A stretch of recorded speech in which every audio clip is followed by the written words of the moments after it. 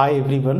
आज हम लोग क्लास 12th केमिस्ट्री का इनऑर्गेनिक केमिस्ट्री का जो अंतिम यूनिट है, ओवरऑल यूनिट 9 कोऑर्डिनेशन कंपाउंड्स, उसको स्टार्ट करेंगे। इनऑर्गेनिक का जो सबसे इम्पॉर्टेंट चैप्टर है, चाहे एग्जामिनेशन पॉइंट ऑफ व्यू से हो या फिर जो अभी के रिसर्च एरियाज हैं इनऑर्गेनिक केमिस्ट्री में, उसके लिए एक बेहद ही इम्पॉर्टेंट पोर्शन है कोऑर्डिनेशन कंपाउंड। कोऑर्डिनेशन कंपाउंड ना बोल करके इसको कोऑर्डिनेशन केमिस्ट्री बोला जाए तो कुछ गलत ना होगा, क्योंकि यह एक छोटा सा पोर्शन नहीं है, बहुत ही वाइड पोर्शन है। और इस कोऑर्डिनेशन कंपाउंड पे हम लोग पूरा एक अलग केमिस्ट्री ही पढ़ते हैं, जिसको कि कोऑर्डिनेशन केमिस्ट्री बोलते हैं। बहुत इंपॉर्टेंट चैप्टर है, काफ़ी कंसेप्चुअल है, आसान है। मैंने इसके पहले जो पी ब्लॉक एलिमेंट्स वगैरह हम लोग पढ़े, उसमें बहुत सारे फैक्ट्स वैसे थे जिसको रटना पड़ रहा था, हम लोग को थोड़ा बोरिंग टाइप का लग रहा था। इस चैप्टर में वैसा बिल्कुल भी नहीं होने वाला है। बहुत ही इंटरेस्टिंग चैप्टर है, बड़ा है, इम्पॉर्टेंट भी है। तो अच्छे से जो है इसको हम लोग पढ़ेंगे और एकदम बेसिक से शुरुआत करने वाले हैं। कोऑर्डिनेशन कंपाउंड्स पे डायरेक्टली हम लोग ना जा करके स्टार्ट करेंगे इसमें सिंपल सॉल्ट से। यदि कोई पूछे कि एक सिंपल सॉल्ट क्या है, तो ये सॉल्ट के बारे में हम लोग पहले से ही पढ़ते आ रहे हैं, इवन क्लास 8-9 से ही, एसिड बेस और सॉल्ट के बारे में। तो सॉल्ट का जो डेफिनेशन अभी तक हम लोग जान रहे हैं कि यदि किसी एसिड और बेस का रिएक्शन करवाया जाता है तो क्या बनता है, सॉल्ट और वाटर। इसका मतलब सॉल्ट वह कंपाउंड है जो एक नॉर्मल एसिड और बेस के रिएक्शन से मिलता है, मतलब न्यूट्रलाइजेशन रिएक्शन से मिलता है। एक सिंपल सा एग्जांपल लेकर के चले हम लोग, जैसे हाइड्रोक्लोरिक एसिड को सोडियम हाइड्रोक्साइड से ट्रीट करवाएं तो सोडियम क्लोराइड मिलता है प्लस वाटर मिलता है। उसी प्रकार से मान लो कि आप सल्फ्यूरिक एसिड लो, इसका रिएक्शन आप कैल्शियम हाइड्रोक्साइड से करवाओ तो इससे कैल्शियम सल्फेट मिलेगा प्लस वाटर मिलेगा। तो ये सारे जो कंपाउंड्स बन रहे हैं by the addition of an acid और बेस, ऐसे ही कंपाउंड्स को हम लोग क्या बोलते हैं, सिंपल सॉल्ट। देखो सॉल्ट कई प्रकार के होते हैं, तो केवल सॉल्ट आप यहाँ नहीं लिख सकते हो, यहाँ पूरा लिखना होगा सिंपल सॉल्ट। आगे हम लोग देखेंगे कि सॉल्ट कॉम्प्लेक्स भी होते हैं, अलग अलग टाइप के होते हैं, लेकिन यहाँ जो कंपाउंड बन रहा है एक एसिड और बेस के रिएक्शन से, वह कैसा कंपाउंड बन रहा है, सिंपल सॉल्ट बन रहा है। समझ गए इस बात को? तो सिंपल सॉल्ट हम लोग समझ गए। अब सिंपल सॉल्ट के जैसा ही जो है आगे इसमें आता है, तो एक जो बात हम लोग समझ रहे हैं सॉल्ट में कि यदि कोई सॉल्ट है तो उसमें दो पोर्शन होगा, एक केटाइनिक पार्ट होगा, दूसरा एनाइनिक, मतलब एक पॉजिटिव पार्ट और दूसरा नेगेटिव पार्ट। तो सॉल्ट को हम लोग ऐसे भी डिफाइन करते हैं कि केटायन एनायन का कॉम्बिनेशन हो सॉल्ट बोला जाएगा। बनेगा कैसे, तब हम लोग बोलेंगे कि एसिड और बेस का रिएक्शन है। तो इस सिंपल सॉल्ट के बाद इसमें आता है addition salt. So what is addition salt? तो compounds formed by the combination of two or more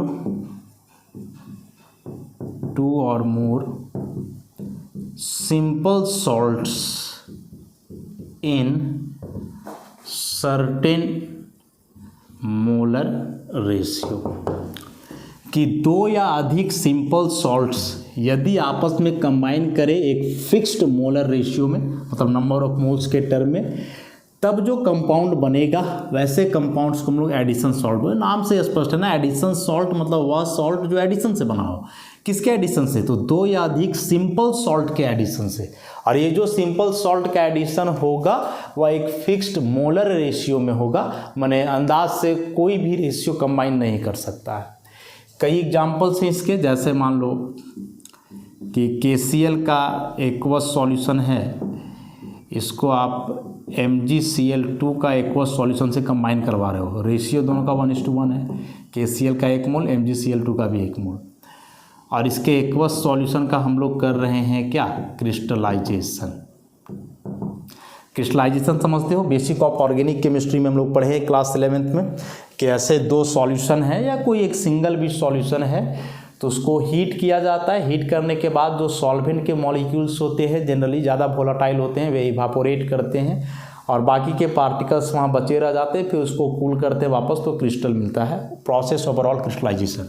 तो KCl का एक्वस सॉल्यूशन और MgCl2 के एक्वस सॉल्यूशन को मिलाओगे, मिलाने के बाद हीट करोगे, सॉल्वेंट का इवापोरेशन होगा, कुछ सॉल्वेंट मॉलिक्यूल बचा रह भी सकता है, कूल करने के बाद क्रिस्टल्स के फॉर्म में मिलेगा।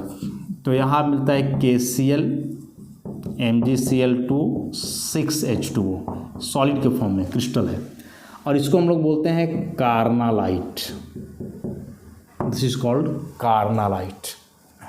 उसी प्रकार से पोटासियम सल्फेट का एक्वस सॉल्यूशन है, इसको आप मिला रहे हो एल्यूमिनियम सल्फेट का एक्वस सॉल्यूशन से, अगेन आप क्रिस्टलाइजेशन ही कर रहे हो। अच्छा, तो फिर यहाँ से बनेगा K2SO4 Al2SO4 का whole 3 24H2O solid, and this is called potash alum, फिटकिरी जिसको हम लोग बोलते हैं। तो पोटास एलम एक प्रकार का एडिशन सॉल्ट है, दो सिंपल सॉल्ट का, पोटासियम सल्फेट और एल्यूमिनियम सल्फेट का। उसी प्रकार से FeSO4 का एक्वस सॉल्यूशन लो, मैंने फेरस सल्फेट, और अमोनियम सल्फेट का भी एक्वस सॉल्यूशन लो, अगेन इसका भी क्रिस्टलाइजेशन होगा। तो यहाँ भी कुछ ऐसा ही बनना है, FeSO4 NH4 का whole 2SO4 6H2O solid, and this is called Mohr salt, Mohr salt नाम है मोर। अच्छा, यहाँ भी रेशियो 1:1 का है, यहाँ भी रेशियो 1:1 का है, इस पूरे कंपाउंड का 1 मोल, इस पूरे कंपाउंड का 1 मोल। लास्टली आता है इसमें 4 KCN प्लस FeCN का होल 2, एक्वस सॉल्यूशन है दोनों का। इस बार रेशियो हो गया क्या, 4:1 का ना, 4 मोल है, इसका 1 मोल है। अगेन यहाँ भी क्रिस्टलाइजेशन करेंगे हम लोग, तो यहाँ कुछ ऐसा बनता है, डायरेक्टली इसको लिखो 4 KCN.FeCN का whole 2 solid, and this is called potassium ferrocyanide, potassium ferrocyanide.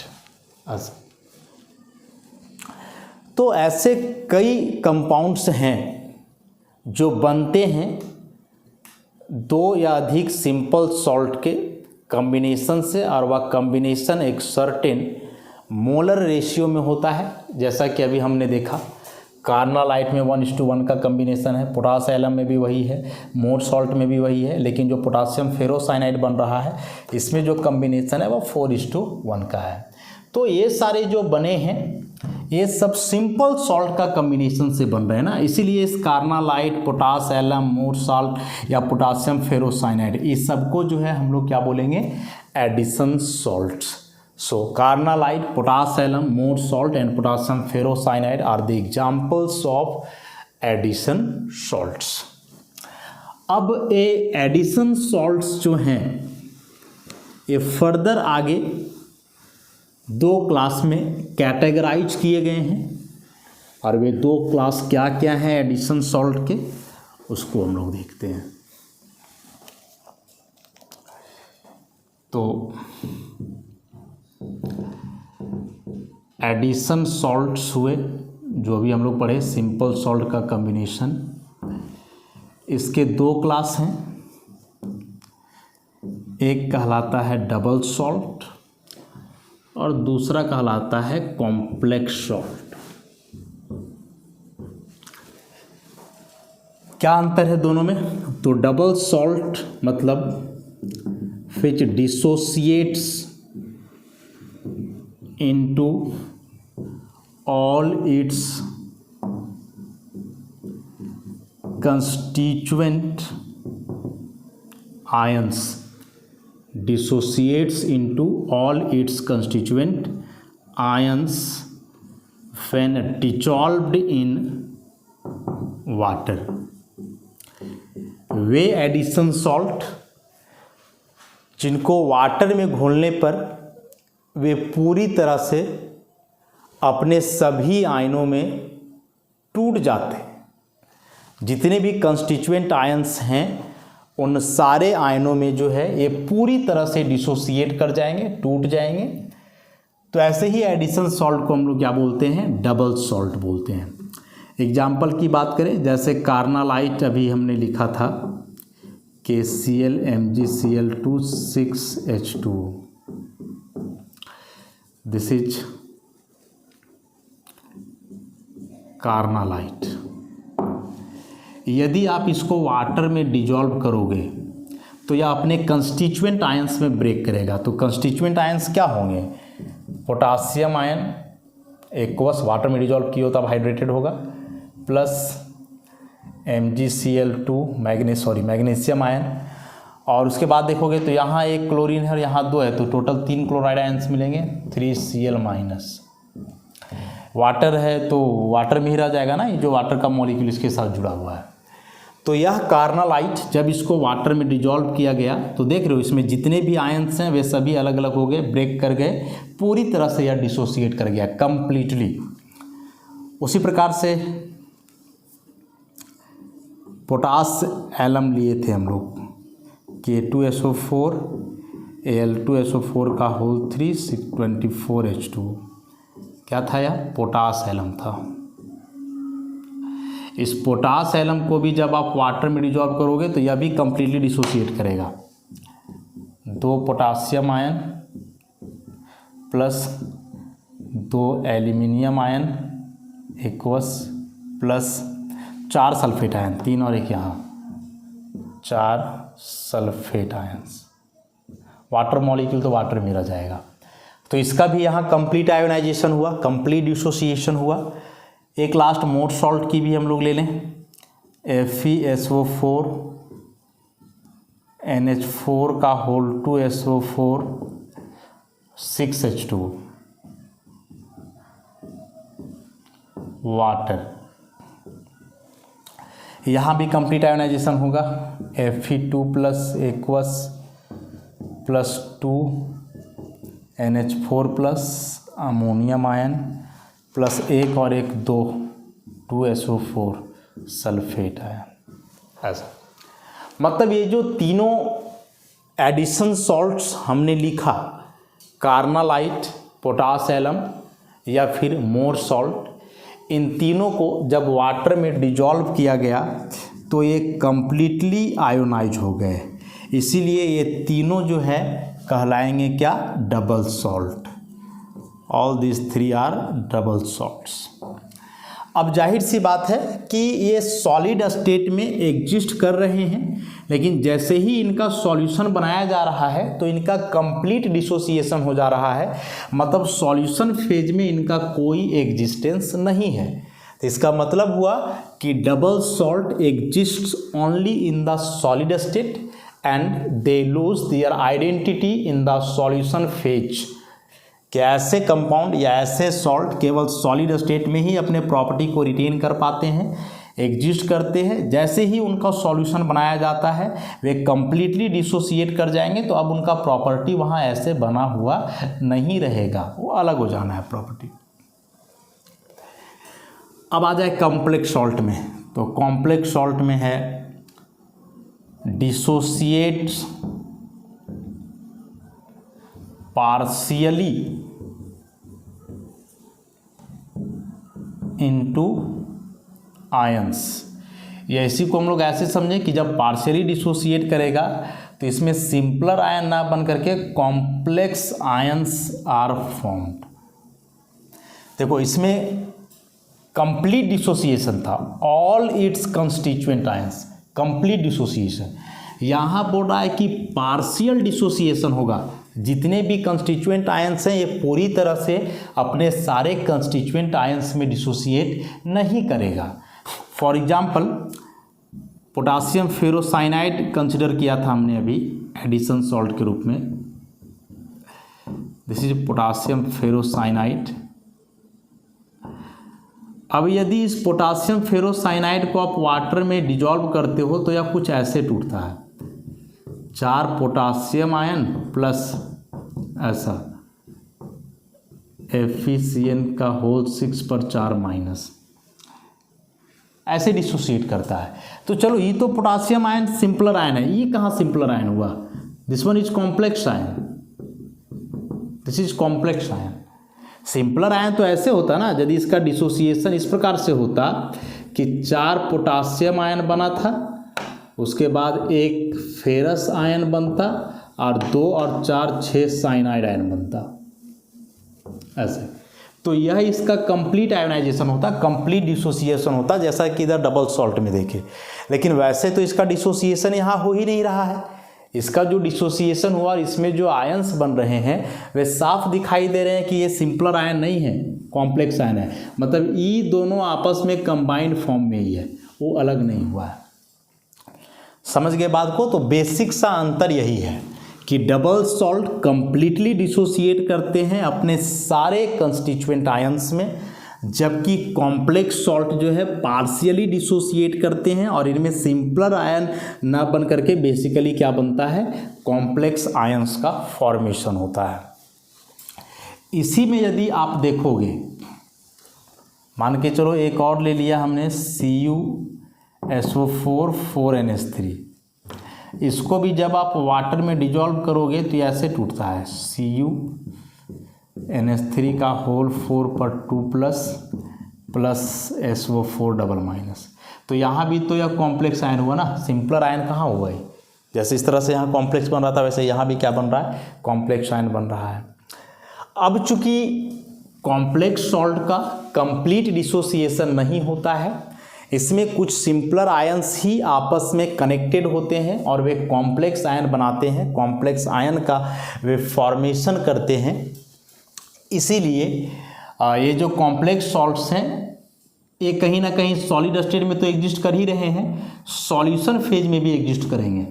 मतलब इनका प्रॉपर्टी सॉलिड स्टेट और सॉल्यूशन फेज दोनों में सेम ही होगा, उसमें कोई अंतर नहीं आएगा। लेकिन यहाँ ऐसा नहीं था, यहाँ सॉलिड स्टेट में एग्जिस्ट कर रहा था, प्रॉपर्टी अलग, लेकिन सॉल्यूशन में जाने के बाद कंप्लीट डिसोसिएशन के चलते इसका प्रॉपर्टी जो है क्या कर जा रहा था, चेंज कर जा रहा था।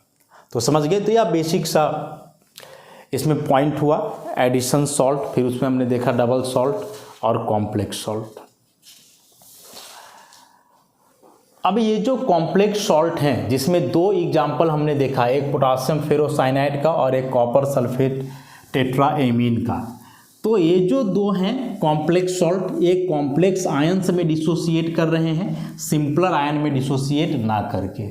और यही कॉम्प्लेक्स सॉल्ट को आजकल के दिनों में हम लोग कोऑर्डिनेशन कंपाउंड के नाम से जानते हैं। तो अब हम लोग पहुँचे हैं अपने सिलेबस की ओर, कोऑर्डिनेशन कंपाउंड की ओर। तो देखो डायरेक्ट कोऑर्डिनेशन कंपाउंड बताना थोड़ा ठीक नहीं था, कोऑर्डिनेशन कंपाउंड आया कहाँ से ये जाना जरूरी था। इसलिए हम लोग स्टार्ट किए एकदम शुरू से सिंपल सॉल्ट से, एसिड बेस का रिएक्शन से जो कंपाउंड मिला सिंपल सॉल्ट। फिर पढ़े एडिशन सॉल्ट कि सिंपल सॉल्ट का सर्टेन मोलर रेशियो में कॉम्बिनेशन एडिशन सॉल्ट। और फिर देखा हमने एडिशन सॉल्ट्स 2 कैटेगरी के, डबल और कॉम्प्लेक्स। और वही कॉम्प्लेक्स सॉल्ट को ही हम लोग आजकल क्या बोलते हैं, coordination compounds. So coordination compounds are complex salts, means coordination compound is a type of addition salt. अब इसी कोऑर्डिनेशन कंपाउंड को जब हम लोग डिफाइन करेंगे तो एक तो ऐसे डिफाइन कर लिए हम लोग डिसोसिएशन के आधार पे कि वाटर में डिजॉल्व करने के बाद या कंप्लीटली अपने सारे आयनों में डिसोसिएट नहीं करता है, कॉम्प्लेक्स आयन का फॉर्मेशन करता है। दूसरा जो डेफिनेशन हम लोग देते हैं कोऑर्डिनेशन कंपाउंड का वह कुछ ऐसे कि a special type of compound in which metal cation और atom is bonded to a number of neutral molecules or ions through coordinate bond beyond its normal valency,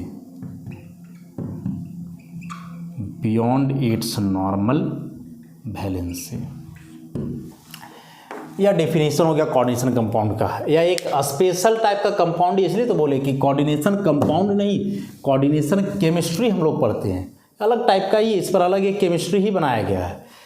तो एक स्पेशल टाइप का compound जिसमें कोई मेटल कैटायन या atom जुड़ा होता है बहुत सारे न्यूट्रल मॉलिक्यूलर आयन से, कोऑर्डिनेट बॉन्ड से, अपने नॉर्मल वैलेंसी से भी ज़्यादा, बियॉन्ड इट्स नॉर्मल वैलेंसी मतलब नॉर्मल वैलेंसी से भी आगे, नॉर्मल वैलेंसी से भी ज़्यादा। जैसे अभी हमने लिखा था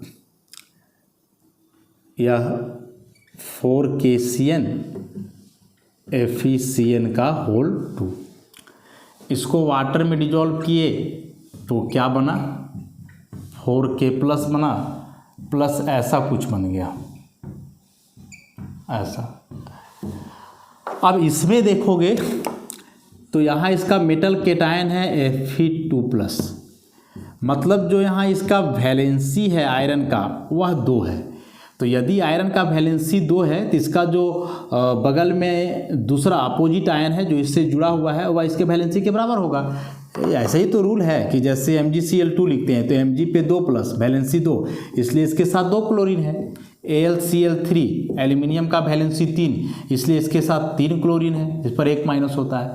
तो वैलेंसी से ज़्यादा कोई आयन बॉन्ड नहीं बनाता है जनरली, लेकिन कोऑर्डिनेशन कंपाउंड में क्या है कि इसमें जो मेटल कैटायन होता है वह हमेशा अपने नॉर्मल वैलेंसी से ज़्यादा ही बॉन्ड बनाएगा, हमेशा। तो आयरन का वैलेंसी यहाँ 2 है, लेकिन यह बॉन्ड कितना बना रहा है, 6, ऐसा आयरन है और ऐसे 6 CN के साथ वह कोऑर्डिनेट बॉन्ड से जुड़ेगा, इस प्रकार से ये सारे CN ऐसे ही जुड़े रहेंगे। और अब यहाँ हम लोग देते हैं 4 माइनस, तो ये कोऑर्डिनेट बॉन्ड है, एरो हम लोग जान रहे हैं। कोऑर्डिनेट बॉन्ड के बारे में पढ़े हैं डिटेल में। कोऑर्डिनेट बॉन्ड क्या होता है कि जैसे 2 एटम है और दोनों एटम मिल करके इलेक्ट्रॉन लगा रहा है तो यहाँ जो बॉन्ड बनता है वह एक नॉर्मल कोवलेंट बॉन्ड है, लेकिन वही 2 एटम है और उसमें से एक ही एटम दोनों इलेक्ट्रॉन दे रहा है, दूसरा बिना इलेक्ट्रॉन का है, तो यहाँ जो बॉन्ड बनेगा वह कहलाएगा कोऑर्डिनेट। जो एटम दोनों बॉन्ड देता है वो इलेक्ट्रॉन देता है वो कहलाता है डोनर, और जो इलेक्ट्रॉन नहीं लगा पाता है उसको हम लोग बोलते हैं एक्सेप्टर। तो coordinate bond is a special type of bond in which both the electrons of bond pair are given by only one atom and the other remains unparticipated through its electron. समझ गए बात को? तो यहाँ से जो है कोऑर्डिनेशन कंपाउंड का एक डेफिनेशन मिलता है कि ये बिल्कुल ही एक अलग ही टाइप के कंपाउंड हैं जिसमें एक मेटल कैटायन या कोई मेटल एटम जुड़ा होता है बहुत सारे न्यूट्रल मॉलिक्यूल या फिर आयन से, कोऑर्डिनेट बॉन्ड से, अपने नॉर्मल वैलेंसी से भी ज़्यादा। यही तो इसमें इंपॉर्टेंट पॉइंट है, बियॉन्ड इट्स नॉर्मल वैलेंसी, कि हमेशा अपने नॉर्मल वैलेंसी से ज़्यादा जुड़ा रहेगा और जब भी बनता है तो कोऑर्डिनेट बॉन्ड ही बनता है, इसीलिए इसको हम लोग कोऑर्डिनेशन कंपाउंड बोल रहे हैं। कोऑर्डिनेशन माने कोऑर्डिनेट बॉन्ड, कोऑर्डिनेट बॉन्ड जिसमें बना हो वही कोऑर्डिनेट। जैसे कोवलेंट कंपाउंड किसको बोलते हैं, जिसमें कोवलेंट बॉन्ड होता है। आयनिक कंपाउंड किसको बोलते हैं, जिसमें आयनिक बॉन्ड होता है। तो आयनिक कंपाउंड और कोवलेंट कंपाउंड ये बहुत वाइड कंसेप्ट नहीं है, अब अलग से कोई आयनिक केमिस्ट्री और कोवलेंट केमिस्ट्री नहीं है, लेकिन हाँ कोऑर्डिनेशन कंपाउंड जो है जिसमें कोऑर्डिनेट बॉन्ड है, यह एक अलग केमिस्ट्री है, बड़ा ही इंपॉर्टेंट चीज़ है ऐसा। तो यह बेसिक सा बात था कोऑर्डिनेशन कंपाउंड के बारे में। फाइनली कोऑर्डिनेशन कंपाउंड के डेफिनेशन तक जो है हम लोग पहुँचे इसमें। अब जरा सा यदि हम लोग कंपैरिजन कर लें कोऑर्डिनेशन कंपाउंड और डबल सॉल्ट के बीच, जो एग्जामिनेशन के लिए इम्पॉर्टेंट है, पूछता है डबल सॉल्ट और कोऑर्डिनेशन में अंतर। देखते हैं कुछ important points. Double salts, coordination compound. Coordination compound करने का मतलब कि कॉम्प्लेक्स सॉल्ट हो गया। ऐसे ये दोनों के बीच कुछ इंपॉर्टेंट पॉइंट्स, क्या डिफरेंस हो सकता है दोनों में। सबसे पहला point, exists only in solid state. Solution phase में इसका कोई एग्जिस्टेंस नहीं है। ये दोनों में है, exists in solid phase as well as solution phase. यह सॉलिड फेज में भी एग्जिस्ट करता है और साथ ही साथ सॉल्यूशन फेज में भी एग्जिस्ट करता है। इसमें क्या है, dissociates into all its constituent ions. अपने सारे कंस्टिट्यूएंट आयंस में पूरी तरह से टूट जाता है। इसमें वैसा नहीं है, डिसोसिएट्स इनटू कॉम्प्लेक्स आयंस। या सिंपलर आयन में ना टूट करके जो है कॉम्प्लेक्स आयन में टूटता है। Loses it's identity in the solution. Solution में इसका कोई पहचान नहीं रह जाता है, मतलब पहचान नहीं रहने का मतलब कि प्रॉपर्टी पूरा अलग। सॉलिड स्टेट में जो प्रॉपर्टी है वो अलग, सॉल्यूशन फेज का प्रॉपर्टी इसका अलग हो जाता है, जबकि इसमें नहीं है। Maintain its identity in the solution phase also. या सॉल्यूशन फेज में भी अपना आइडेंटिटी क्या करता है, मेंटेन करता है। नेक्स्ट, इसमें आयनिक बॉन्ड होता है, जबकि इसमें क्या होता है, इसमें कोऑर्डिनेट बॉन्ड होता है। अभी हम लोग देखें, कोऑर्डिनेट बॉन्ड है इसमें। इसमें जो है मेटल एटम का नॉर्मल वैलेंसी होता है, नॉर्मल वैलेंसी होता है। जैसे हम लोग एग्जाम्पल लिखे पोटास एलम का, क्या लिखे थे, K2SO4, उसके बाद Al2SO4 का होल 3 24H2O। पोटासियम पे 1 प्लस, सल्फेट पे 2 माइनस। तो यहाँ 2 माइनस है तो यहाँ 2 प्लस मेंटेन करने के लिए 2 पोटासियम गया है। उसी प्रकार से एल्यूमिनियम पे 3 प्लस, इस पर 2 माइनस, तो 3 प्लस और 2 एल्यूमिनियम है, टोटल 6 प्लस। यहाँ 2 माइनस है और 3 सल्फेट है तो 6 माइनस।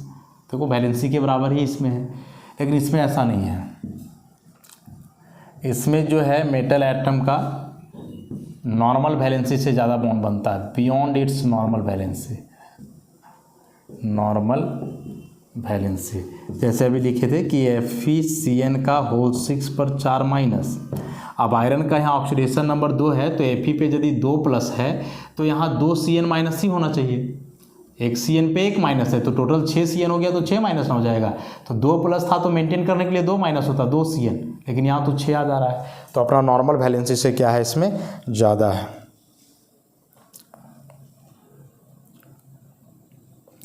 अब इसमें से बोल रहा है कि डबल सॉल्ट का जो प्रॉपर्टी होता है वह लगभग वही होता है जो इसके कंस्टिट्यूएंट कंपाउंड का है। मतलब जो प्रॉपर्टी K2SO4 का है, Al2SO4 होल 3 का है, वही प्रॉपर्टी इस पूरे पोटास एलम का होगा। लेकिन इसमें ऐसा नहीं है। ये कैसे बना था, 4KCN और FeCN का होल 2 से। तो जो प्रॉपर्टीज पोटासियम साइनाइड और फेरस साइनाइड का है वही प्रॉपर्टी इसका नहीं होगा, ये बिल्कुल अलग है, और ये दोनों का प्रॉपर्टीज बिल्कुल अलग है। समझ गए। तो ये सारे कुछ इंपॉर्टेंट पॉइंट्स थे, डिफरेंस डबल सॉल्ट और कोऑर्डिनेशन कंपाउंड के बीच।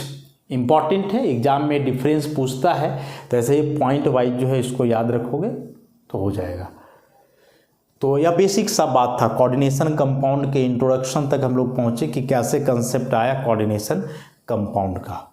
तो आज इस लेक्चर को हम लोग यहीं समाप्त करते हैं, फिर इसके आगे नेक्स्ट लेक्चर से। धन्यवाद।